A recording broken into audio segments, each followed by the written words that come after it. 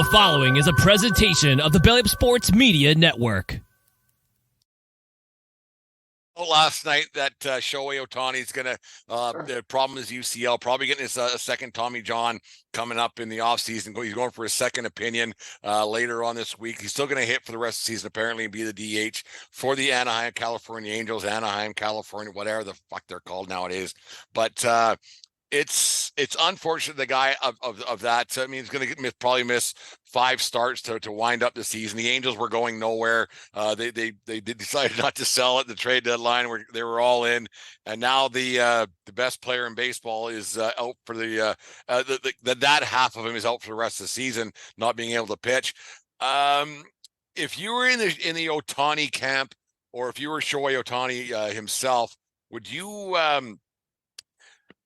And he started, and the A's or the Angels started falling apart a little bit since the trade deadline. They're well under 500.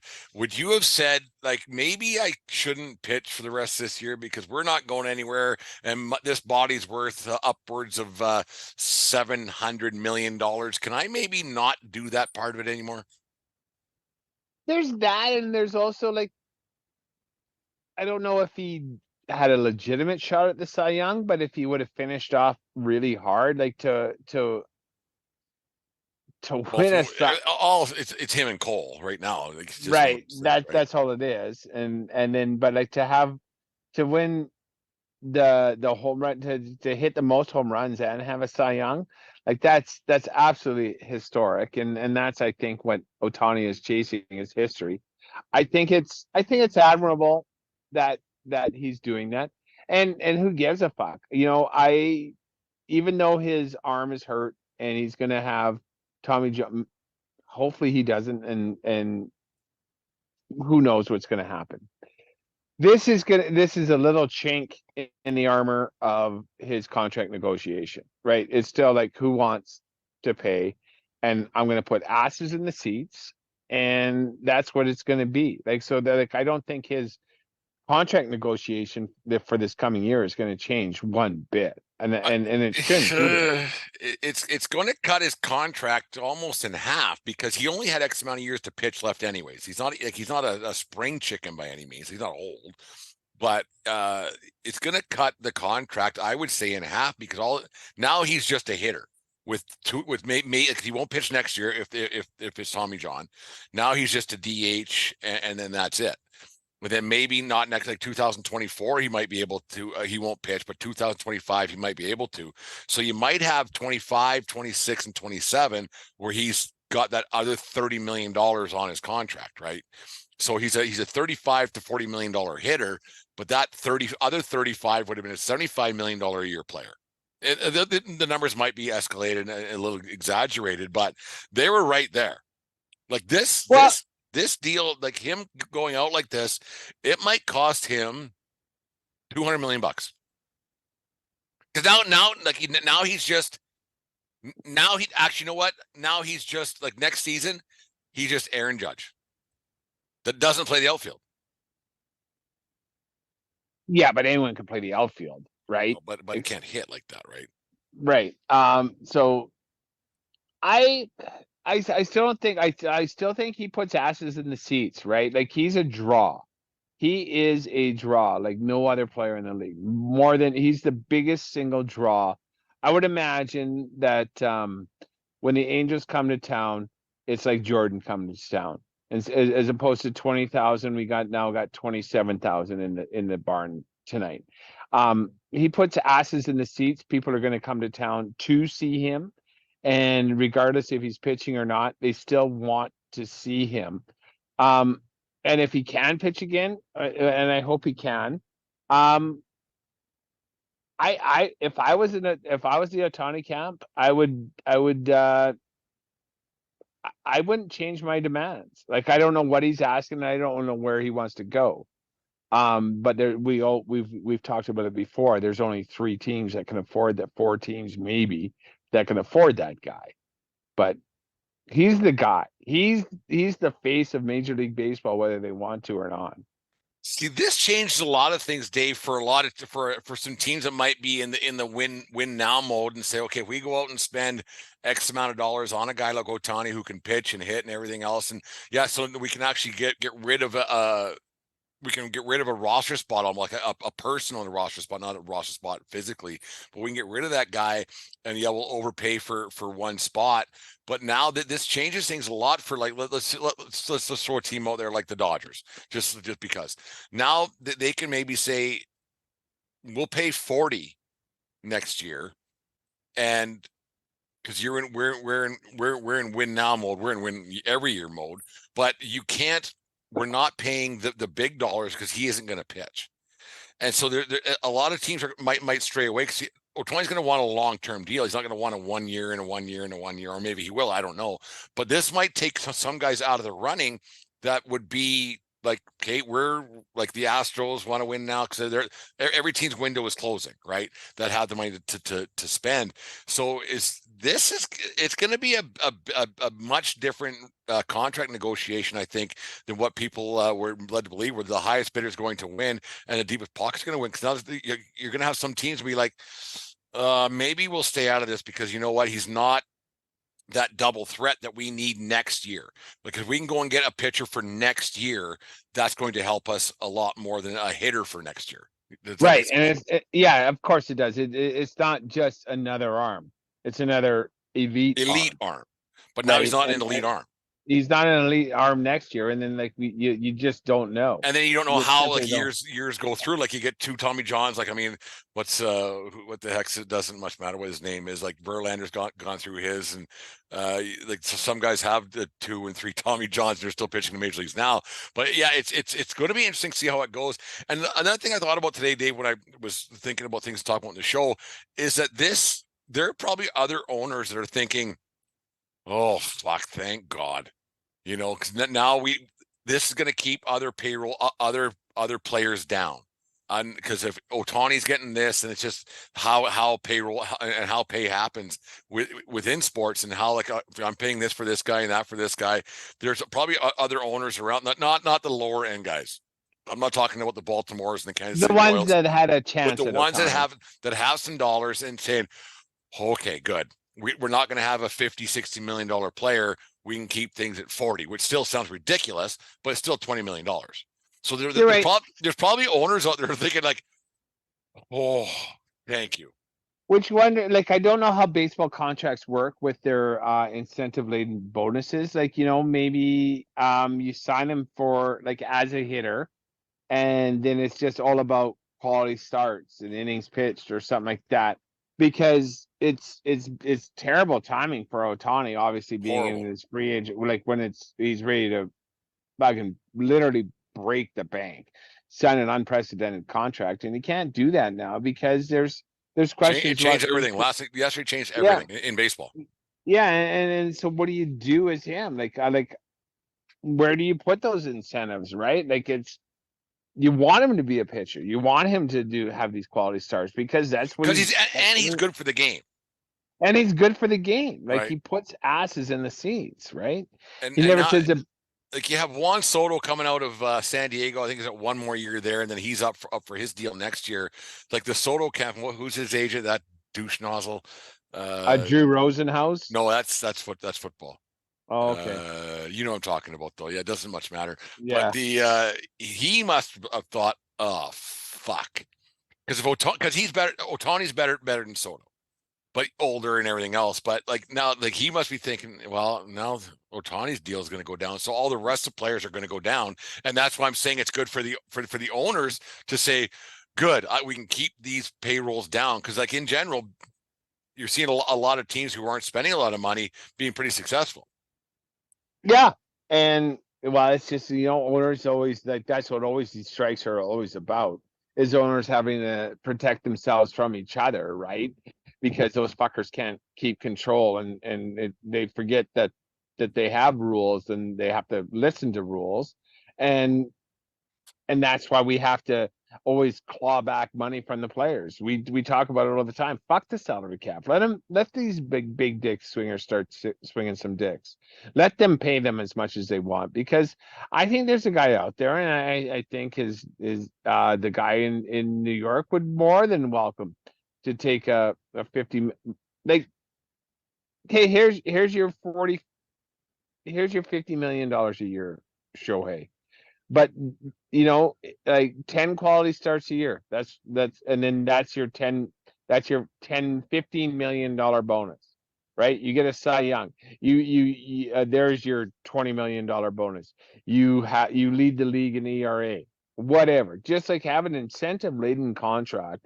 And I would, if I was someone like the guy at the Mets, that's exactly what I would do. I would just give him the most incentive laden contract as far as pitching goes, because they're not going to let him, if his hitting was a problem, they wouldn't let him hit either. They would just shut him down for the year. But they're not doing that. And the simple fact that the Angels are saying, no, you can still hit for us, even though we got absolutely fucking nothing to play for, but we want to get a couple asses in the seats, because otherwise we're going to have nothing here. Like, I don't know enough about sports science and everything else and the muscles and everything, because I don't have any, but you wonder if, like, no, it was just inevitable it was happening. You wonder what kind of therapy or physiotherapy, I guess, that these guys go through and get their arms checked on a daily basis and make sure things are still intact. And if there's MRIs that happen on a regular basis, I don't know. I think there has to be, when you get to that much of an investment with these guys, they're like, okay, where's this guy's arm now?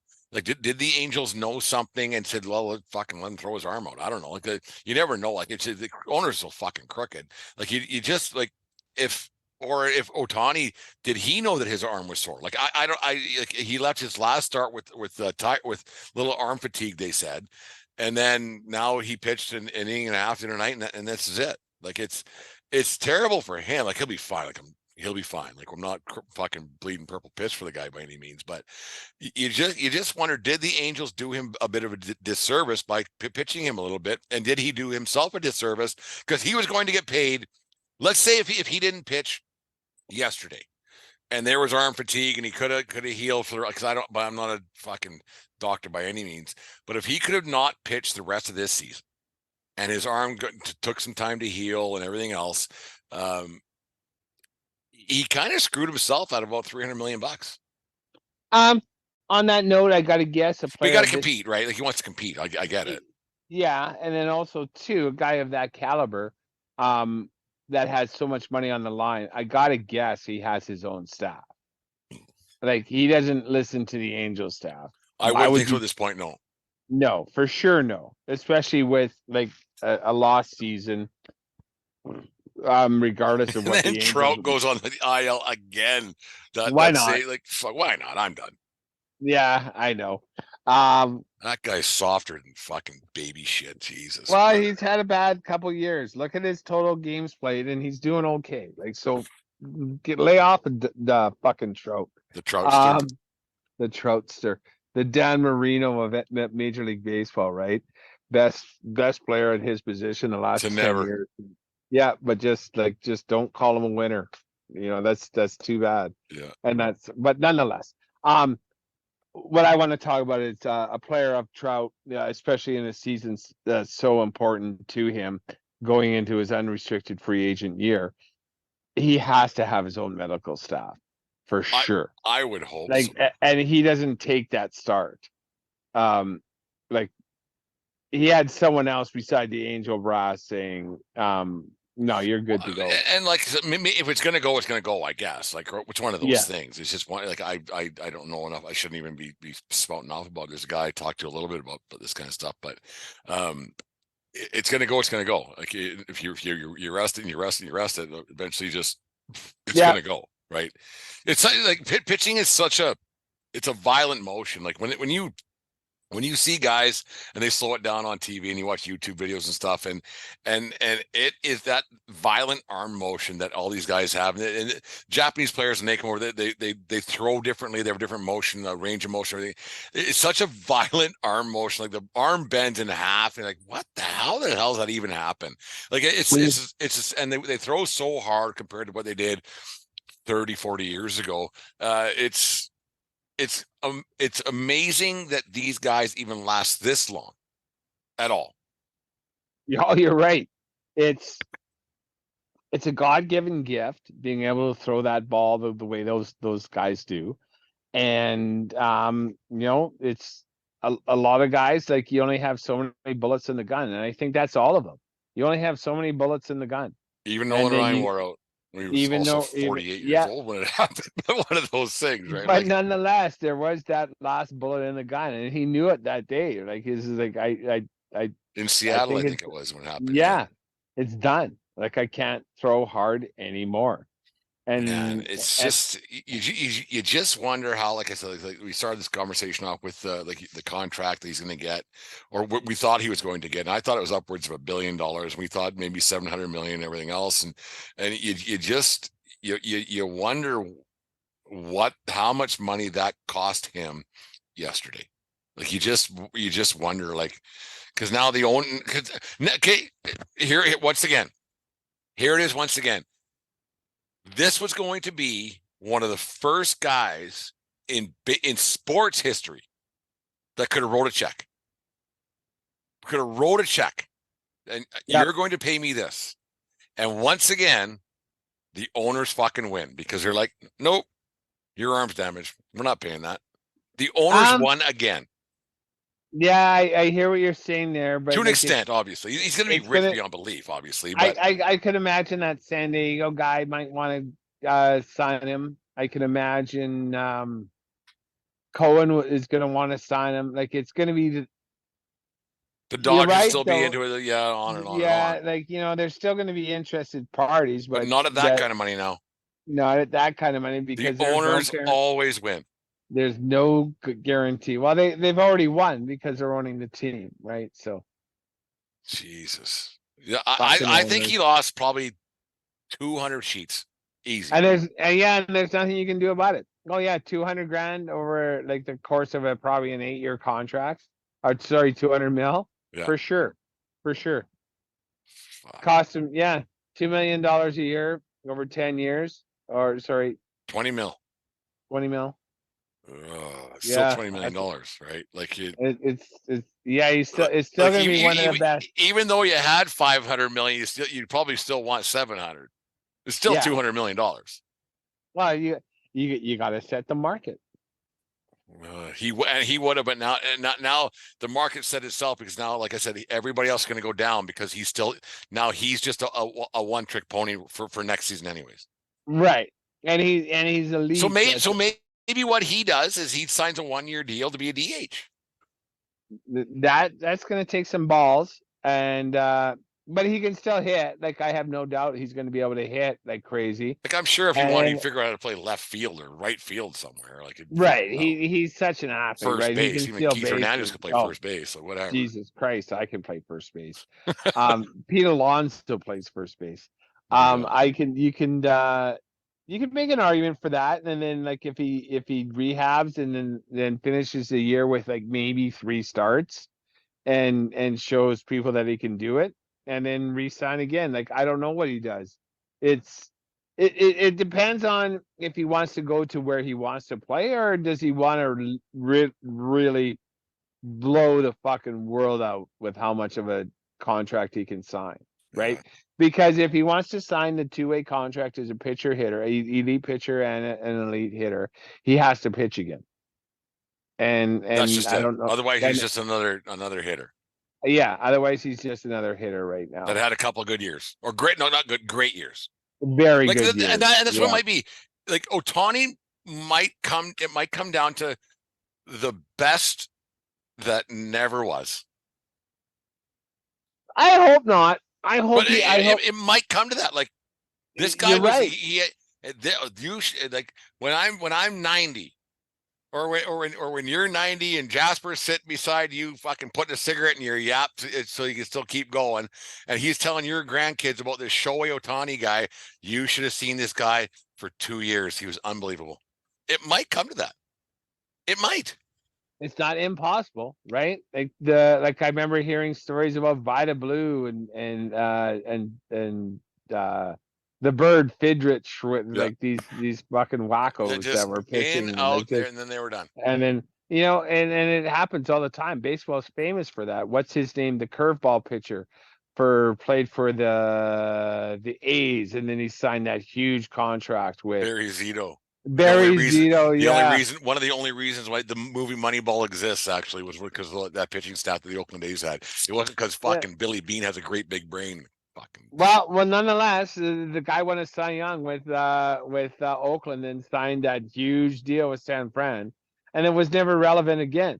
But when he was on those days, it was like yeah, that curveball of his was that 12-6, yeah, that ridiculous. was something else. Yeah, Yeah, Zito was great. yeah, Yeah, it had like guitar playing literally motherfucker. Yeah, Barry 7 Zito. feet of I break liked him. and I like yeah, Zito a same lot. because he had a good vibe. He didn't seem to care that much, and then he got paid, and he clearly didn't care on the field anymore, or he lost his curveball. I don't know how you lose a curveball I think he like ended that. up having like one. I can't remember because they won in 10, 12, and 14. The Giants did, and I can't remember. I think it was might have been 2010 where he had a playoff start where they're like, "Oh fuck, we got to start Zito." Because it's just the way that it all worked out. But he went into And the he eighth or something like unbelievable. that. He was Yeah, unbelievable. Like he he actually tapped into cared the again. fountain of youth that Yeah. one night again. And it was just Zito circa 2000 Oakland A's kind of deal, right? And he had that one start that basically might have paid for his contract. Like his long-term deal, that one start might have been the one, right, to win a World Series. And we'll get into that in a little bit, the next segment there, and that's all it could take is like that one legendary start that pays for all of it. Really? Yeah, yeah, and I completely agree with you. Like like the Jack Morris with the Jays and stuff like that. Like it doesn't matter what you do. This is what you're here for, and he did it, and he did it because Barry Zito, like that curveball of his was unbelievable. Stud. He was a stud. Unbelievable. You No, can't hit it when it's coming in like at a 40 like you can hit it. It ain't gonna go very fucking far is the problem. Yeah, it's like literally like dropping it from a string. Yeah, no, it was coming in crazy. so Zito, yeah, no, he's nuts. No, I hope Ohtani. Like, I wish the best for the guy, and like it's because a friend of the show, a guy that he pitched for Winnipeg Gold Eyes in the Independent League right now, Landon Barasta from Lethbridge here. He had a 10-month rehab. It's one of the he had his Tommy John 2 years back, and he's it's still it's throws harder than fuck. It's a different level, obviously, but it is possible to come back and do it. Like you're not out for life. And I'm sure that Shohei Ohtani's fucking doctor is a little bit better than Landon Barrasa's doctor was. Like, not a shot to Landon whatsoever. Really good guy, but I'm sure like the whoever's doing the scopes on fucking on Shohei Ohtani's elbow are probably top of the line guys. I have to imagine that there's like he's not waiting in line at the walk-in here in Lethbridge, Alberta. No, I wouldn't think so. Anyways, 1420 Sports Bar Podcast, 4 Beer Sports talking a whole lot more. This segment was brought to you by SeatGeek.com, SeatGeek app. Use promo code 1420pod at SeatGeek.com today and save yourself $20 on your first purchase. Stay healthy, Shohei. I want to see that guy. I do too. Like it's must see TV every time he's on the hill and he's up the bat. And then when it's who doesn't like that guy? I pity the fool that doesn't like teams. that guy. Opposing teams when the Angels are at home. Opposing teams when the Angels are on the road. The opposing team's ownership group loves him because he puts more asses in the seats. More asses in the seats, and even the fans, like everybody, like the opposing fans wants to see him go yard. They wanted to see him do something special. It's crazy. Like he's the Wayne Gretzky of baseball. No, I really hope that he can come back and keep because he probably only had 3 or 4 years of pitching left, anyways. Really, when it comes down to it, right? You got to.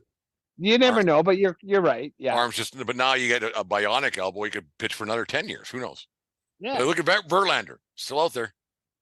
And Well- Verlander's, what, 43 years old? How's he doing with Texas now? Or the Astros? Has he? He pitched well yesterday against the Red Sox. He told fucking Joey Cora to fuck off. It was funny. Well, why wouldn't you? Yeah, why wouldn't you? Anyways. Fuck you, Joey Cora. Cheater. The foul baller. If there's a ball that's gone foul, he's gone to get it. Under his watchful gaze, all bevs, binoculars, and ballpark brats are safe. He's the only thing that stands between his section and certain destruction. That's why he only trusts SeatGeek with his tickets. The ticketing app trusted by fans. SeatGeek, so fans can fan. You just listened to the 1420 Sports Bar Podcast. 4 beer with the sports talk and a whole lot more. We are part of the Belly Up Media Network. Let's get into it.